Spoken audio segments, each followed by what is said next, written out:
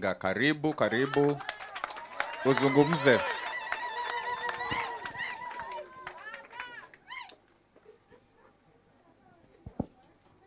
Haya. Mnaweza kuketi. Mzee wetu Shujaa Giti wa Kaengeri,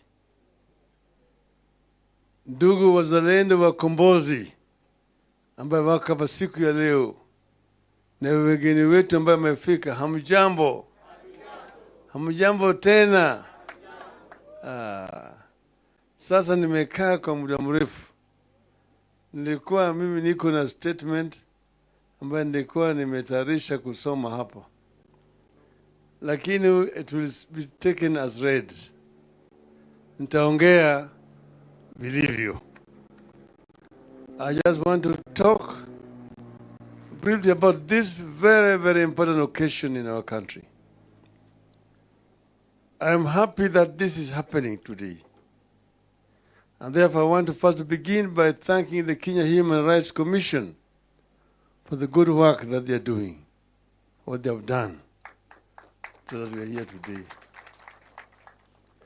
Sasa, ningependa kufupi kwanza tuseme kwa nini yale yalifanyika, ambayo yalifanyika.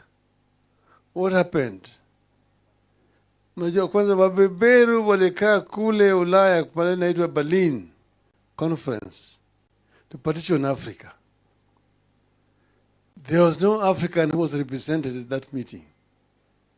Walikaa tu wao wenyewe wakachora. Wewe Mwingereza utachukua hapa, Mfaransa utachukua hapa, Belgiji utachukua hapa, Mreno hapa, namna hiyo. African was partitioned in Berlin in 1884. Then after, therefore, then they came now to take possession. Waingereza wakaja upande hii ya East Africa. They did not come to develop Kenya. They came to colonize and to exploit. So what they did, the first thing they started by building a railway line. Hii railway iliitwa Kenya-Uganda Railway. Ilijenga kutoka Mombasa ikafika Kisumu. Kwa sababu gani? Ilipofika Kisumu ilikuwa tayari imeshafika Uganda. Kisumu was the capital of Eastern province of Uganda. Uganda ilikuwa inakuja mpaka Nakuru. Mpaka hiyo. This was called the East African Territory, and they was just for them here to come and do hunting for elephant tusks na kadhalika. It was 1904 that they formalized the colony. Sasa kukawa na gavana ambaye anaitwa Sir Charles Eliot. Then mbeberu mmoja alikuja akatoka huko Ulaya, alikuwa anaitwa Hugh Cholmondeley. Baadaye akaitwa bwana Lord Delamere. He came on horseback through Somalia, akapita pale mlima Kenya, akaona mlima Kenya, baada akaingia pale Laikipia, akiteremka akaenda pale inaitwa Thompson Falls, Nyahururu, akaingia bonde la Ufa, akapita pale Nakuru, Njoro, Molo, mpaka kule Eldoret, akaenda mpaka mlima Elgon. Akaona nchi ambayo ni mzuri sana, ina rotuba mingi sana.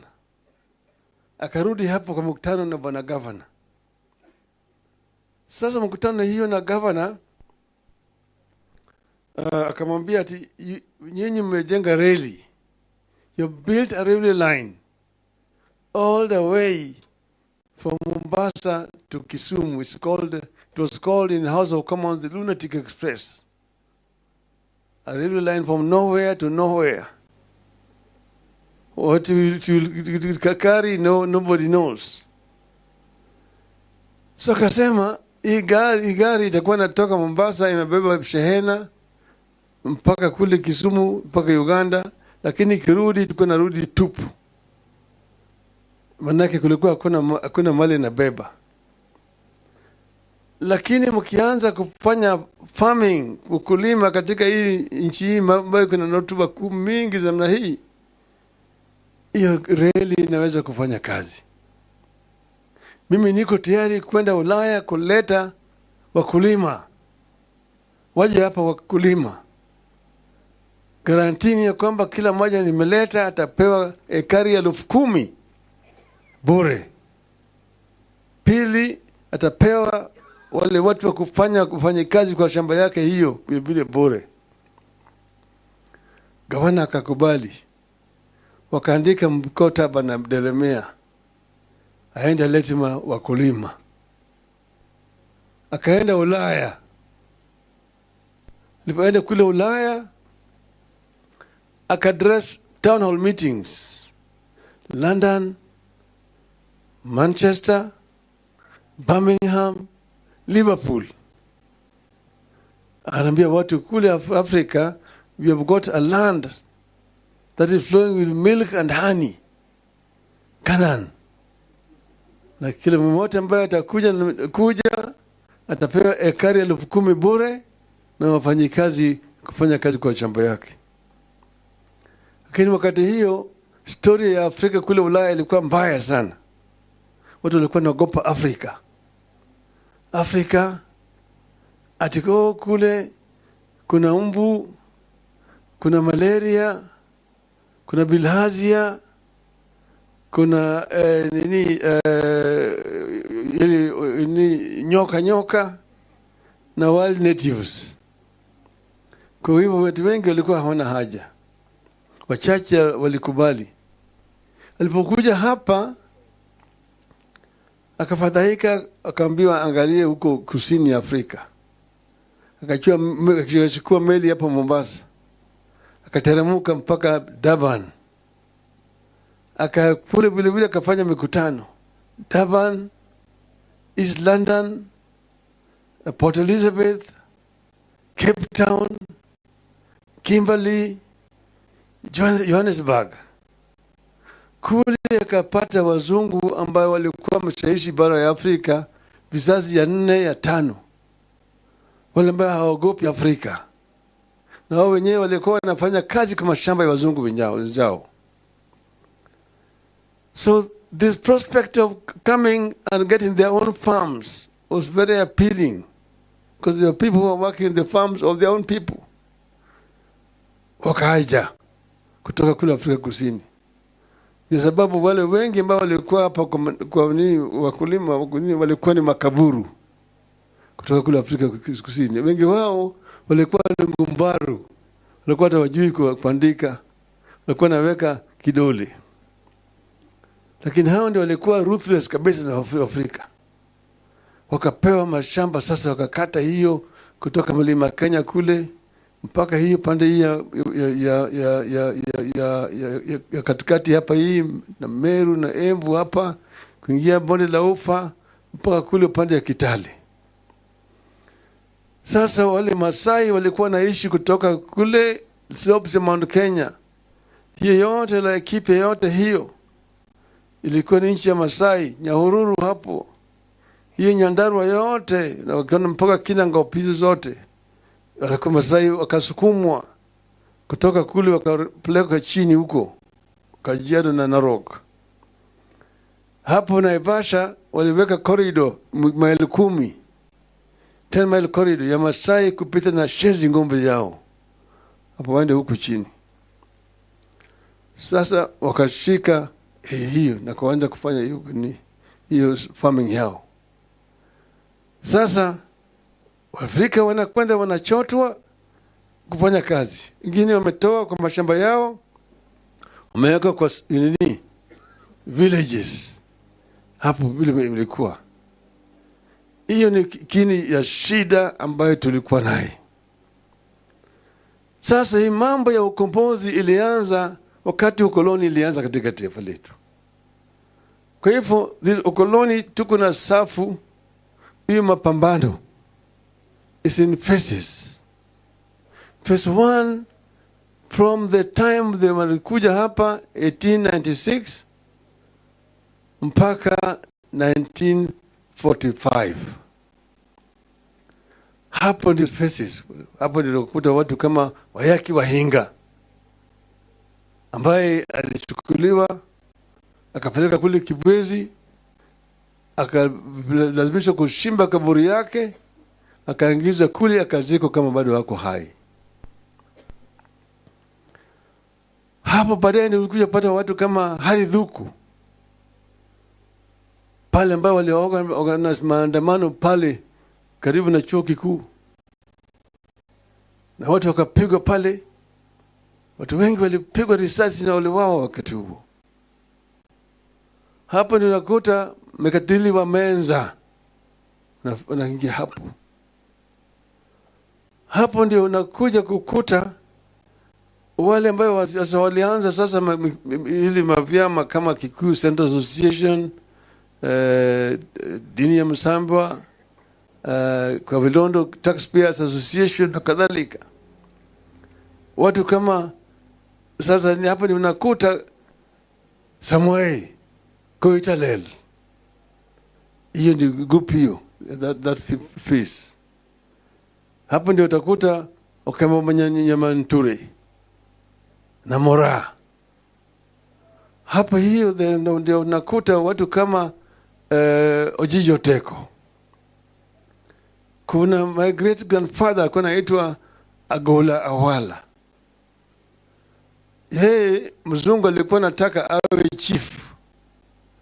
Alikataa kuwa chief, akasema siwezi kuwa weka chief na huyu mtu ambaye ngozi yake ni ovyovi.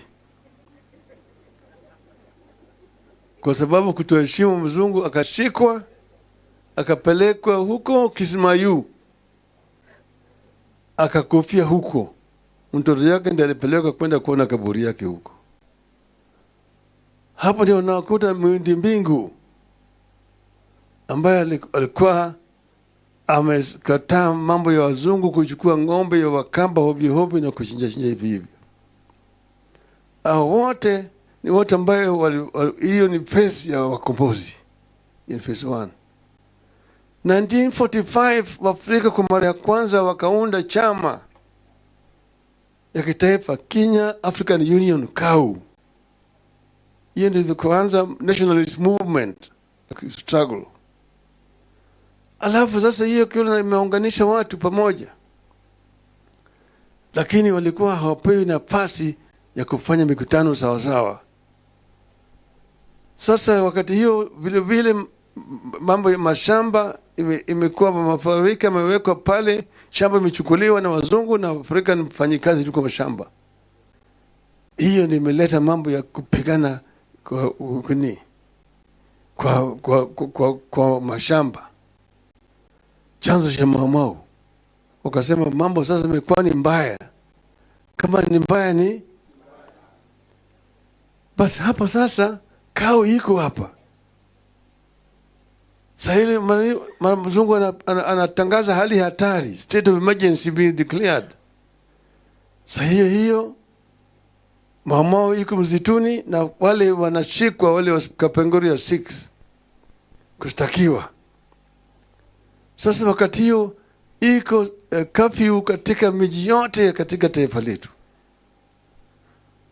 Sasa wakati huo Mau wanapelekwa kule, wengine wanashtakiwa, wengine wawekwa kwa detention camps, na makamps ziko hapa na pale, kule Lamu, kule Hola, kule Manyani, kule Lodwa, kule Lokitang, kule ziwa ya Victoria kulikuwa na detention camp Mageta Island. Wakati ya hali ya hatari ilikuwa mbaya zaidi, radio ilikuwa inatangaza kwa Kiswahili ati Wakikuyu, Wameru na Waembu ni watu hatari. Ukiona mmoja akipita namna hii, piga ripoti kwa polisi mara moja. Wakati hiyo vita hiyo iliendelea. Mzungu ameleta kikosi ambaye inapigana na Mau. Pale ambao walikuwa napigana ilikuwa mbaya. Mliingia hapa unaona mvua inanyesha hiyo na baridi. Hiyo ndio vile Mau walikuwa na hisi katika huko juu. Kule msituni huko upande ya Nyandarua, huko Abadea, kila mahali. Walipigana. Ikifika mwaka 1955-56 mzungu anataka kutangaza uhuru hapa. Wakati Michael Blundell waliunda chama inaitwa Kenya Freedom Party was formed, and they wanted to go the route of South Africa to declare independence, au route ya Zimbabwe, ya Rhodesia, unilateral declaration of independence. Lakini wakati hiyo nationalism ikaanza hapa vilevile. Watu wa Afrika wameanza wale ambao wako nje kupigana. Ndio wakaleta reform kunaitwa the digital reform, ambayo imekubali wa Afrika kuchagua wabunge kwa mara ya kwanza 1957. The 8 first elected members of parliament. Sasa iko safu hiyo, walipoenda kwa bunge, wakaenda kwa bunge na kaanza kupigania haki ya Waafrika. Wakati hiyo kukawa na Lari Masaka, watu walipigwa kule Lari wakawawa. Kukawa na Hola Masaka, pale ambaye wafungwa wa Mau walipigwa wakawawa huko. Wakati hiyo we had 14 members of parliament or legislature at that time. Jaramogi alikuwa kiongozi, Mboya alikuwa katibu. Wakasema tupeleke mswada kwa bunge ili tuangalia hii mambo, hali ya wafungwa wa Mau ambao wanawawa katika jela. That motion was moved by Tom Mboya. And if you go into the Hansard, you will see the debate in the House that time. Waliongea, ilipofika wakati wa Jaramogi akasema, in the heart of hearts of the African people, Jomo Kenyatta and all those who were detained with him were and are the true leaders.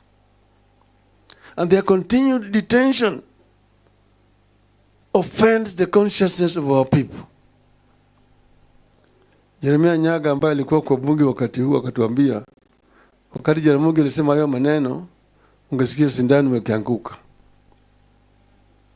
Na kuna mtu aliamini ya kwamba yeye atalala nyumbani siku hiyo. Walijua huyu atachotwa siku hiyo, ataenda huko ndani. Lakini Jaramogi hakushikwa, alizidi kuongea tena kesho mpaka akatolewa kwa nyumba. Waafrika walikuwa pale, wengine waliogopa sasa. Jeremia Kiano akiongea, Julius Kiano alisema ati those people, Kenyatta and Co, were leaders at that time, but they were not elected. We are now the elected people, and therefore we are now the leaders. So Jaramogi akasema, akatoa statement akachallenge Kiano to go and hold a public rally in Fort Hall to ask the people who between the two of them is telling the truth. Fort Hall then is now today Murang'a. And then Kiano akaogopa. Lakini sasa hata Mboya akasema ati, Mr. Speaker, it is unfortunate that in the course of the debate on this motion, some irresponsible remarks have been made. You have nothing to do with the intentions of the motion. Irresponsible remarks were the remarks made by Jaramogi. In the end, they ate their words. Manake, Nairobi hapa statement ikatoka ya kwamba yale Jaramogi alisema ni tunaunga mkono. Kisumu wakasema namna hiyo. Kule Mombasa wakasema namna hiyo kwa dock workers. Kule Fort Hall wakatoa statement tunaunga mkono Jaramogi. Hapa ni mambo ikaanza sasa. Uhuru wakaanza kusema ati Uhuru na Kenyatta. Uhuru na Kenyatta. Ya kwamba tupate Uhuru alafu Kenyatta atoke. Jaramogi asema no, it is not Uhuru na Kenyatta, it is Kenyatta na Uhuru. Kenyatta funguliwe kwanza ndio tupate Uhuru. Namna hiyo. Sasa hiyo ndio ikaleta hiyo movement. So this is another phase of the struggle.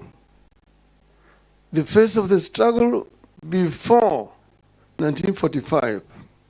The nationalist movement from 1945, later on from 1958 upwards.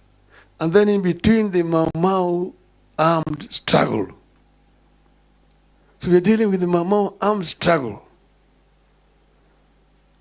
which itself had a very, very accelerating effect in creating consciousness among the people across our country. Because from Mzungu, you are not a Kikuyu, you are not a Muluhya, a Jaluo, a Mkamba, you are just a bloody African. Kafia, very bloody African. So Waafrika wakaungana pamoja. Kwanza Mau Mau, pili sasa kwa hii nationalist movement ni ambayo sasa imeleta watu wote pamoja, wakaunga mkono. Kwanza kuliundwa mkono kule Kirigiti Kiambu walienda because after 1952 when cow was banned, Africans were not allowed to hold any national party. You could only have district associations. But after 1959, they allowed. And they went to Kirigiti, Kiambu, and formed KANU.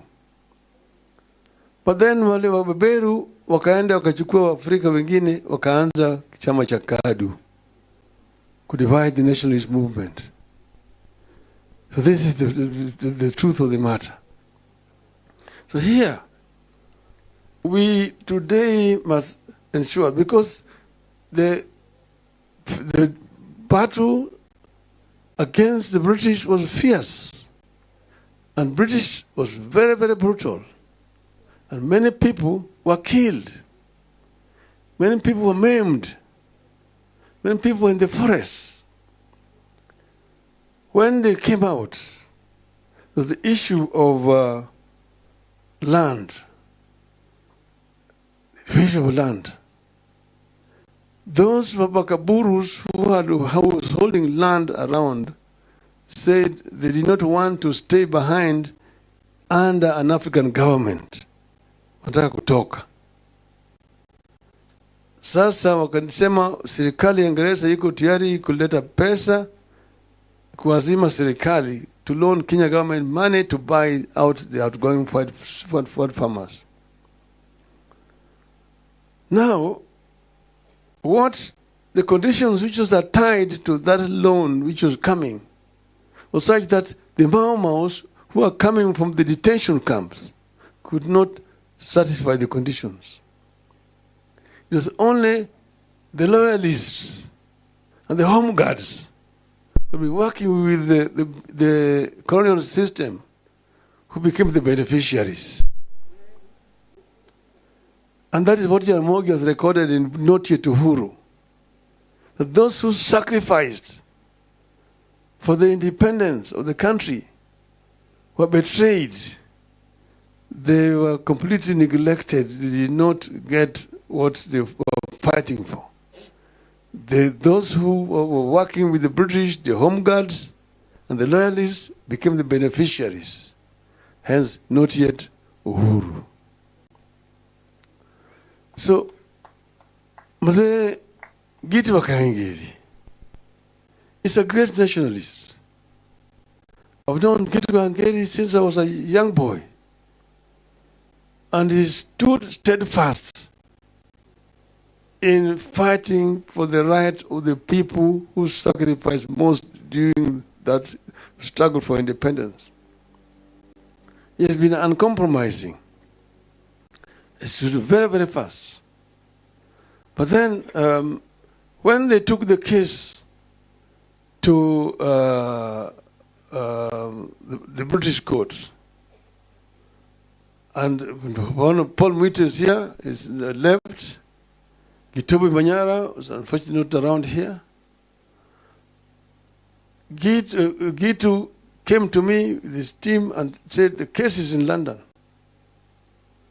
Then I said, I will try to use my position as the Prime Minister to negotiate an out-of-court settlement. I met the Prime Minister of Britain at a conference in Davos in Switzerland.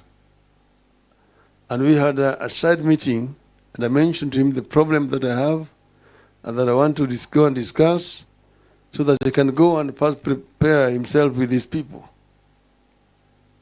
So from there, I came back here, and then I now went to London. And we had a conversation. And I explained to him the historical injustices. I had a memorandum that I had prepared, which we had forwarded in advance. And he agreed that he would try an out-of-court settlement. He negotiated it in the cabinet. They went to Parliament. And so the British Parliament approved the motion. And also an apology. So they agreed on out-of-court settlement, which is a token. They also agreed to come and put up that monument at Uhuru Park. I was there when we were breaking ground with the British High Commissioner for the construction, okay, of that monument. But that, of course, is not enough. It's not enough, and I was happy that this matter was raised during the visit to the King here. Actually, I was invited by the King to the dinner at State House. Because he is a personal friend. And we had worked with him and his foundation in rehabilitating Lake Naivasha, which was polluted, and marine life was actually dying in Lake Naivasha. So we met first in Oslo with the Prime Minister, then Prime Minister of Norway. And he asked me what his foundation could do.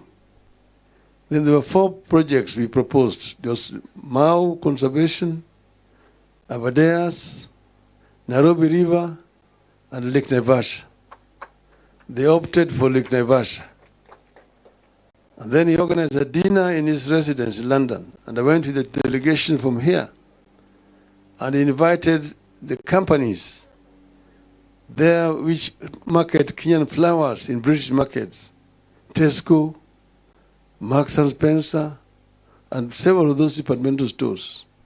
Immediately that evening, I was Minister Sally Kosgei. We had a pledge of 600,000 sterling pounds.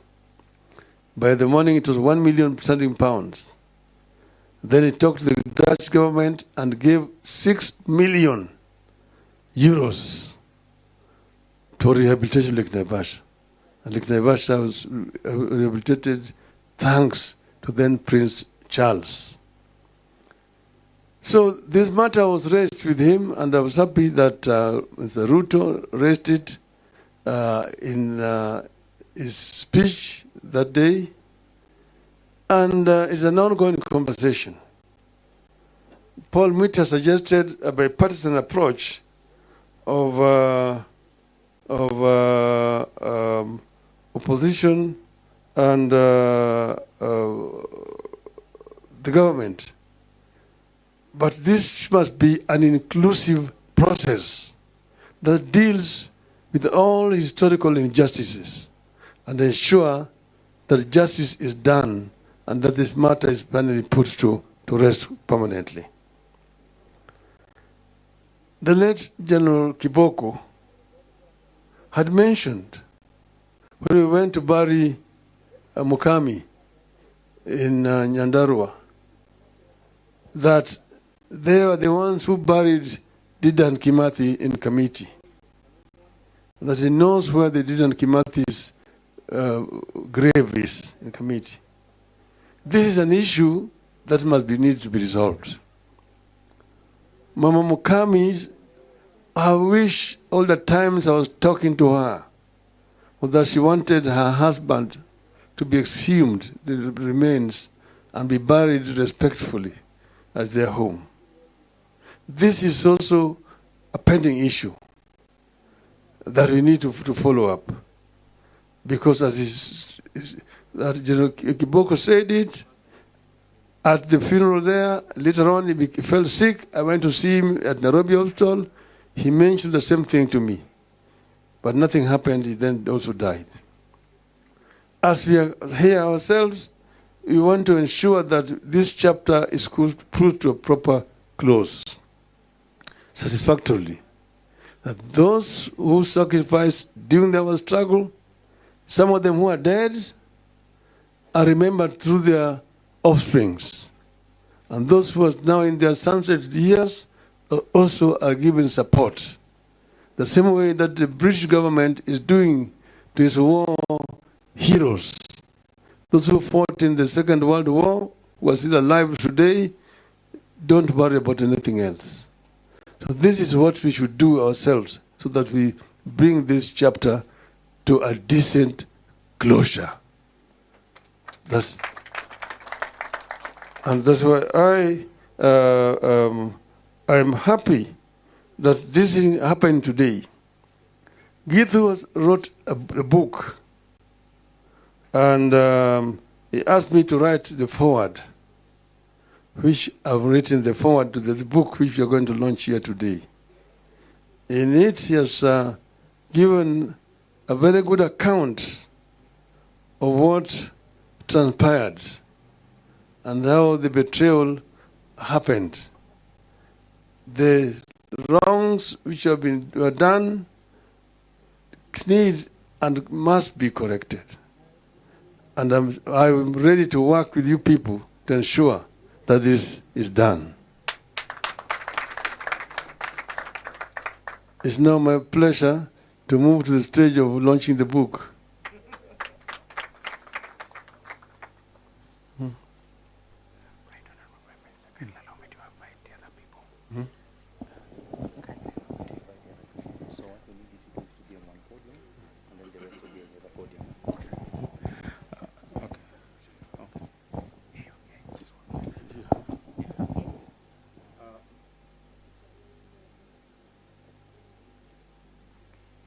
So, ladies and gentlemen, kindly permit me to invite the following dignitaries to the stage. Mheshimiwa Giti Wakahengeri, please come to the stage. The board chair, Davinda Lamba, Davis Malombe, our executive director, Professor Yash Pagal and Jill Pagai, Wanjiku Miano, Ms. Jessica Horn, Professor Kibutha Kibwana, Cornelius Oduor, the Deputy Executive Director. Yeah. Peter Kiama, please come over. Yeah. Maina Njenga. Dr. Bernard Mogesa, if you're around, please come to the front. Malombe. Yes, it's in our bank.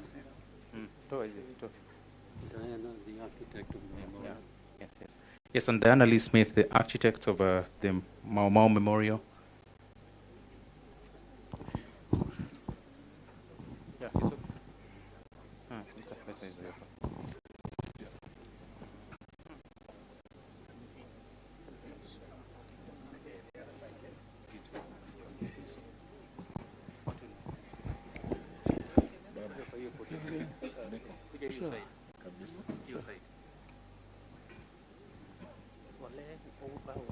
Swale. Yeah. Washira, Koitalel.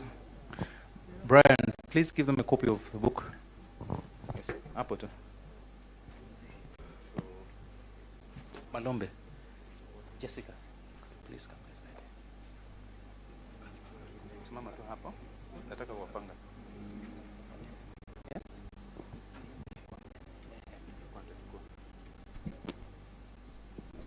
This side. Martin, yes? Using the dummy? No. Nawapanga bado. Nawapanga. But the rest of you hold the book up. Yeah, nawapanga.